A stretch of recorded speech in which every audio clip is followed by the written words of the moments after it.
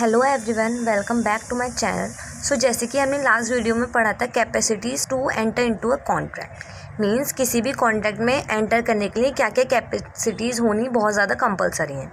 तो हमने फर्स्ट पढ़ी थी कि attaining the age of majority, means major होना चाहिए, मेजॉरिटी की एज को अटेंड किया हुआ होना चाहिए, माइनर नहीं होना चाहिए। सेकेंड हमने पढ़ा था कि साउंड माइंड होना चाहिए। Third, not disqualified by any law, किसी भी लॉ से डिस्क्वालीफाइड नहीं होना चाहिए। सो अब हम इसको ब्रीफ में पढ़ लेते हैं। तो हमारा फर्स्ट टॉपिक था attaining the age of majority.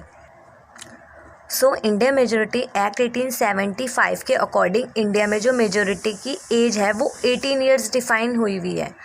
मतलब माइनर किसी भी कॉन्ट्रैक्ट में एंटर नहीं कर सकता, उसको 18 ईयर्स की एज कंप्लीट करनी बहुत ज़्यादा कंपलसरी है अगर उसको किसी भी कॉन्ट्रैक्ट में आना है। तो कोई भी पर्सन माइनर के साथ कॉन्ट्रैक्ट करता है तो वो कॉन्ट्रैक्ट वॉइड हो जाता है। Section 3 of the Indian majority act 1875 के अकॉर्डिंग माइनर वो पर्सन होता है जिसने 18 ईयर्स की एज कंप्लीट नहीं की होती है। सेक्शन 11 कहता है कि minor is not competent to contract, अगर कोई भी पर्सन माइनर के साथ कॉन्ट्रैक्ट करता है तो वो वॉइड हो जाता है। For the purpose of entering into a contract, even a day less than this age disqualifies the person from being a party to a contract. Indian majority act 1875 के अकॉर्डिंग अगर एक भी दिन कम है किसी भी माइनर का मेजर होने में तो वो डिस्क्वालीफाई हो सकता है कॉन्ट्रैक्ट में आने के लिए। Any person domiciled in India who has not attain the age of 18 years is term as minor.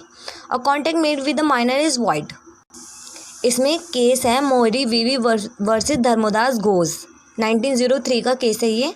Plaintiff who was a minor, he mortgaged his property to the defendant who was a moneylender to secure a loan at the time of agreement. Attorney of moneylender had the knowledge the plaintiff is minor.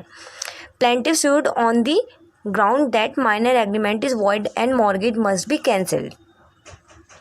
इस case में ये था कि minor ने loan लिया था, तो जिस टाइम वो लोन ले रहा था और जो अटॉर्नी था उसको पता था कि प्लेंटिफ जो है वो माइनर है, फिर भी उसने प्लेंटिफ को लोन ग्रांट करा दिया। जब लोन रिकवरी के लिए केस फाइल हुआ तो कोर्ट ने रिजेक्ट कर दिया बिकॉज माइनर से लोन की रिकवरी नहीं की जा सकती। A minor can always plead his minority if minor has borrowed some money, the money lender can't force him to refund money. If money is still with the minor then only balance amount is recovered.